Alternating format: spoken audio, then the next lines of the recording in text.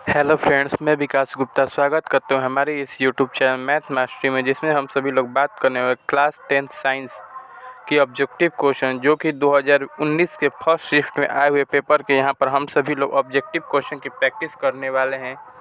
यहाँ पर हम सभी लोग बिहार बोर्ड क्वेश्चन 2019 के फर्स्ट शिफ्ट में आए हुए पेपर के यहाँ पर प्रैक्टिस करेंगे। तो चलिए शुरू करते हैं। यहाँ पर आप सभी के सामने पहला नंबर प्रश्न है कि रासायनिक अभिक्रिया के दौरान किसी पदार्थ में ऑक्सीजन का ह्रास कहलाता है। उपचयन, अपचयन, संक्षारण या इनमें से कोई नहीं।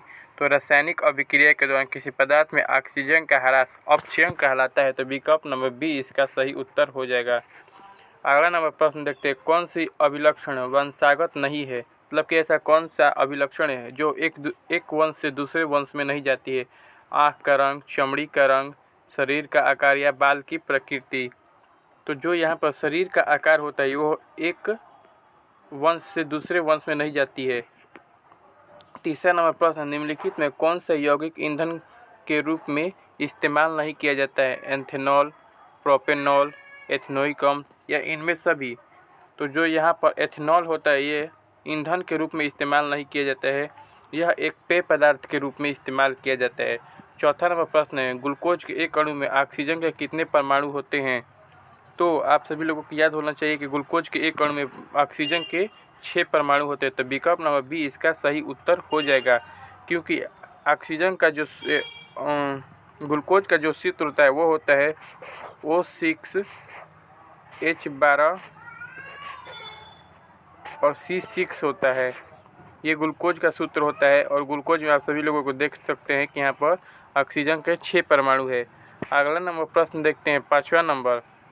यहाँ पर हाइड्रोजन के 2 परमाणुओं के बीच कितने आबंध होते हैं। तो हाइड्रोजन आप सभी को पता है कि इसका परमाणु क्रमांक 1 होता है, तो इसमें एक ही इलेक्ट्रॉन होते हैं। तो हाइड्रोजन के 2 परमाणु के बीच एक ही यहाँ पर बंधन आप सभी को दिखेगा। तो हाइड्रोजन के 2 परमाणुओं के बीच एक आबंध दिखते हैं। तो विकल्प नंबर ए ही इसका सही उत्तर हो जाएगा।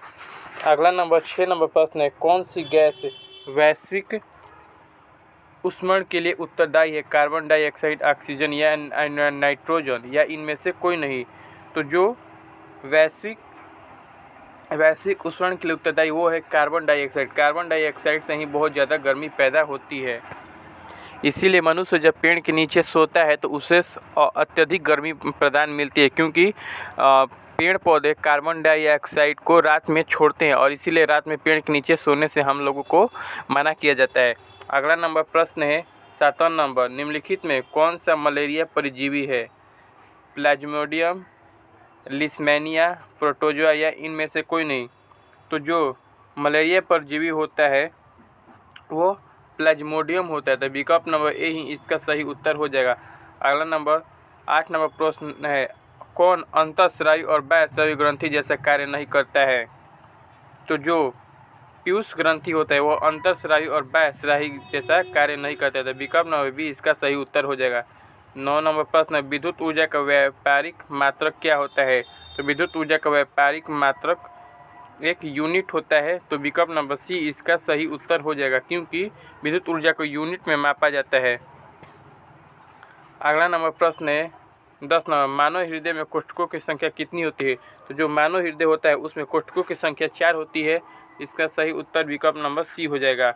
अगला नंबर प्रश्न 11 नंबर, निम्नलिखित में कौन सा पद विद्युत परिपथ में विद्युत शक्ति को निरूपित करता है।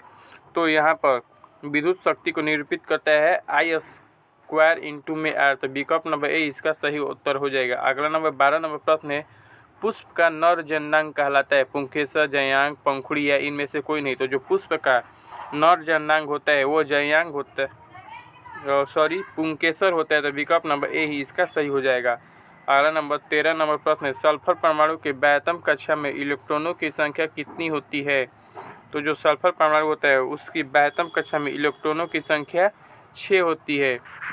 तो विकल्प नंबर सी इसका सही उत्तर हो जाएगा। अगला नंबर प्रश्न देखते हैं 14 नंबर, खाद्य पदार्थ के डिब्बों पर जिंक के बजाय टिन का लेप होता है, क्योंकि जो टिन होता है वो टिन की अपेक्षा जिंक अधिक अभिक्रियाशील है, इसीलिए टिन का लेप होता है। तो विकल्प नंबर सी इसका सही उत्तर हो जाएगा। अगला नंबर 15 नंबर प्रश्न है, तांबे की तार की एक आयताकार कुंडली किसी चुंबकीय क्षेत्र में घूर्णन गति कर रही है। इस कुंडली में प्रेरित विद्युत धारा की दिशा कितने परिभ्रमण के पश्चात परिवर्तित होता है? तो कितने इस कुंडली में प्रेरित विद्युत धारा कितने परिभ्रमण के पश्चात परिवर्तित, जो परिवर्तित होता है वो आधे चक्कर के पश्चात परिवर्तित हो जाता है। तो विकल्प नंबर सी इसका सही उत्तर हो जाएगा। अगला नंबर 16 नंबर प्रश्न है, कौन सा कार्बन यौगिक सबसे अधिक अभिक्रियाशील है? यहाँ पर कौन सा सबसे अधिक अभिक्रियाशील है ये बताना है। तो जो C2H4 है वो सबसे अधिक अभिक्रियाशील है। अगला नंबर 17 नंबर प्रश्न है, सामान्य नेत्र के लिए दूर बिंदु है, जो सामान्य नेत्र के लिए वहाँ पर दूर बिंदु बताना है। निकट बिंदु तो 25 सेंटीमीटर, लेकिन यहाँ और दूर बिंदु अनंत होता है। विकल्प नंबर डी इसका सही उत्तर हो जाएगा। अगला नंबर 18 नंबर प्रश्न है, निम्नलिखित में से उत्तम ऊर्जा स्रोत कौन सा है? यहाँ पे बताना है एक उत्तम ऊर्जा स्रोत कौन सा है। तो जो पेट्रोलियम है वो सबसे अधिक उत्तम ऊर्जा स्रोत है। तो विकल्प नंबर सी इसका सही उत्तर हो जाएगा। अगला 19 नंबर प्रश्न, एल्युमिनियम पर मोटी ऑक्साइड की परत बनाने की प्रक्रिया कहलाती है। एल्युमिनियम पे जो मोटी ऑक्साइड की परत बनाने की प्रक्रिया होती है वो उसे हम लोग एनोडीकरण कहते हैं। तो विकल्प नंबर बी इसका सही उत्तर हो जाएगा। अगला नंबर प्रश्न देखते हैं। अगला नंबर प्रश्न है, किस वर्ण रंग या का तरंग दैर्ध्य सबसे बड़ा है? यहाँ पर रंग का तरंग दैर्ध्य बताना है जो सबसे अधिक है। तो जो लाल रंग होता है उसका तरंग दैर्ध्य सबसे अधिक होता है। तो विकल्प नंबर ए ही इसका सही उत्तर हो जाएगा। अगला नंबर 21 नंबर प्रश्न, निम्नलिखित में कौन आहार श्रृंखला का निर्माण करता है? घास, गेहूँ तथा आम, घास, बकरी तथा मानव, बकरी, गाय तथा हाथी, घास, मछली तथा बकरी। तो जो घास, बकरी तथा मानव है यही एक प्रकार का आहार श्रृंखला का निर्माण करते हैं। विकल्प नंबर 21 का विकल्प नंबर बी सही उत्तर हो जाएगा। अगला नंबर 22 नंबर प्रश्न है, निम्नलिखित में कौन गंगा प्रदूषण के लिए उत्तरदायी नहीं है? गंगा में मछली पालना, गंगा में कपड़ों का धोना, गंगा में अजले शव का बहाना, गंगा में रासायनिक अपशिष्ट उत्सर्जन। तो जो गंगा में मछली का पालन होता है ये इससे गंगा प्रदूषित नहीं बल्कि और अधिक स्वच्छ होती है। तो विकल्प नंबर ए इसका सही उत्तर हो जाएगा। अगला नंबर 27 नंबर प्रश्न है, आधुनिक आवर्त सारणी में समूहों की संख्या कितनी है? तो जो आधुनिक आवर्त सारणी है उसमें समूहों की संख्या 18 है। तो विकल्प नंबर बी डी इसका सही उत्तर हो जाएगा। अगला नंबर प्रश्न देखते हैं। अगला नंबर प्रश्न 24 नंबर प्रश्न, निम्नलिखित में कौन सा असंतृप्त हाइड्रोकार्बन है? यहाँ पर बताना है कि इनमें कौन सा असंतृप्त हाइड्रोकार्बन है। तो जो C2H4 है ये असंतृप्त हाइड्रोकार्बन है, बाकी सभी संतृप्त हाइड्रोकार्बन है। 25 नंबर प्रश्न देखते हैं। 25 नंबर है, कौन सा पदार्थ लाल लिटमस पत्र को नीला कर देता है? जो लाल लिटमस पत्र को नीला कर देता है वो होता है अम्ल। तो विकल्प नंबर ए इसका सही उत्तर हो जाएगा। इसको इस प्रकार भी देख सकते हैं कि अगर अम्ल होगा तो अनिल से देखेंगे अनिल, अनिल यहाँ पर जो, और फिर क्षार होगा तो छलनी से देखते हैं हम लोग। ये दो हम लोगों को याद होना चाहिए। अगला नंबर 26 नंबर प्रश्न है, निम्नलिखित में कौन सा अंग संवेदग्राही नहीं है? संवेदग्राही यहाँ पर बताना है कि कौन सा अंग नहीं है। तो जो यहाँ पर दिमाग होता है वो संवेदग्राही नहीं होता है। तो विकल्प नंबर डी इसका सही उत्तर हो जाएगा।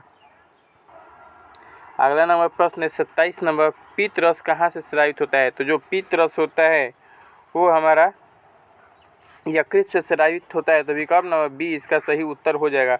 अगला नंबर 28 नंबर प्रश्न है, निम्नलिखित में से किस लेंस की फोकस दूरी धनात्मक होती है? तो जो यहाँ पर 28 नंबर का उत्तल लेंस होता है उसकी फोकस दूरी धनात्मक होती है। तो विकल्प नंबर बी इसका सही उत्तर हो जाएगा। अगला नंबर 29 नंबर प्रश्न है, समजात अंगों का उदाहरण है हमारा हाथ और कुत्ते का अग्रपाद, हमारे दांत और हाथी के दांत, आलू और घास के ऊपरी भूस्तर या इनमें सभी। तो जो यहाँ पर सभी जो है यहाँ पर हमारे हाथ और कुत्ते के अग्रपाद, हमारे दांत और हाथी के दांत और आलू और घास के ऊपरी भूस्तर ये सभी समजात अंगों के उदाहरण है। तो 29 नंबर विकल्प नंबर डी इसका सही उत्तर हो जाएगा। अगला नंबर प्रश्न देखते हैं। 30 नंबर प्रश्न है, किस लेंस का उपयोग कर दीर्घ दृष्टि दोष को संशोधित किया जा सकता है? यहाँ पर दीर्घ दृष्टि दोष है तो दीर्घ दृष्टि दोष के लिए उत्तल लेंस उपयुक्त होता है।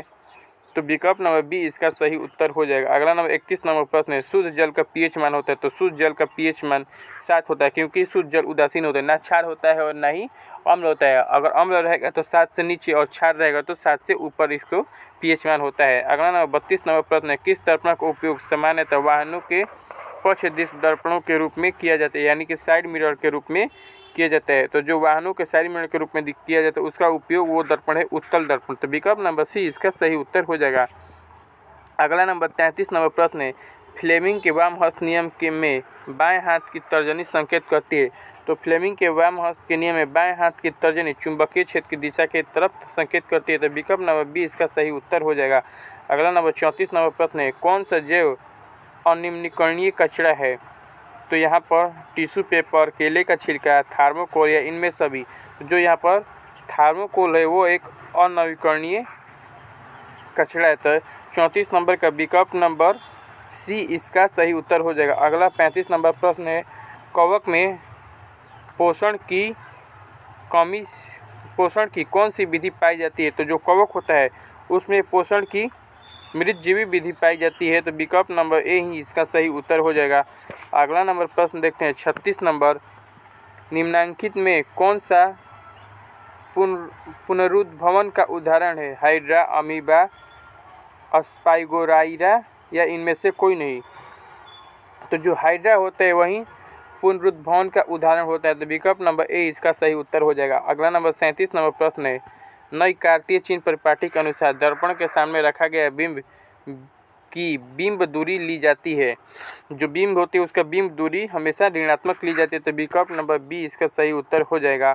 अगला नंबर प्रश्न देखते हैं 38 नंबर, टिंडल प्रभाव की कौन सी परिघटना प्रकाश की कौन सी परिघटना प्रदर्शित करता है। प्रकाश का परावर्तन, प्रकाश का अपवर्तन, प्रकाश का विक्षेपण, प्रकाश का प्रकीर्णन। तो जो टिंडल प्रभाव होता है वो प्रकाश का प्रकीर्णन प्रभाव पर निर्धारित है। तो विकल्प नंबर डी इसका सही उत्तर हो जाएगा।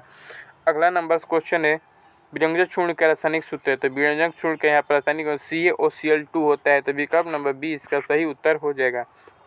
40 नंबर प्रश्न है, समानांतर में संयोजित प्रतिरोधों की संख्या घटने के उपरांत संयोजित प्रतिरोधों का कुल प्रतिरोध बढ़ता है, घटता है या परिवर्तित रहता है। तो समानांतर श्रेणी में यहाँ पर बढ़ जाता है। तो विकल्प नंबर ए इसका सही उत्तर हो जाएगा। अगला नंबर, अब इसके आगे प्रश्न नहीं है फ्रेंड्स। 2019 के फर्स्ट शिफ्ट में बस 40 ही प्रश्न आए थे। और वीडियो पसंद आया तो वीडियो को लाइक कीजिए, चैनल को सब्सक्राइब कीजिए और ज़्यादा से ज़्यादा शेयर कीजिए। अगर 2021 और 2019 फर्स्ट और सेकंड दोनों शिफ्ट का आप सभी लोग पेपर का ऑब्जेक्टिव क्वेश्चन का वीडियो देखना चाहते हैं तो हमारे चैनल पर उपलब्ध है, आप देख सकते हैं। जय हिंद, धन्यवाद, जय हिंद।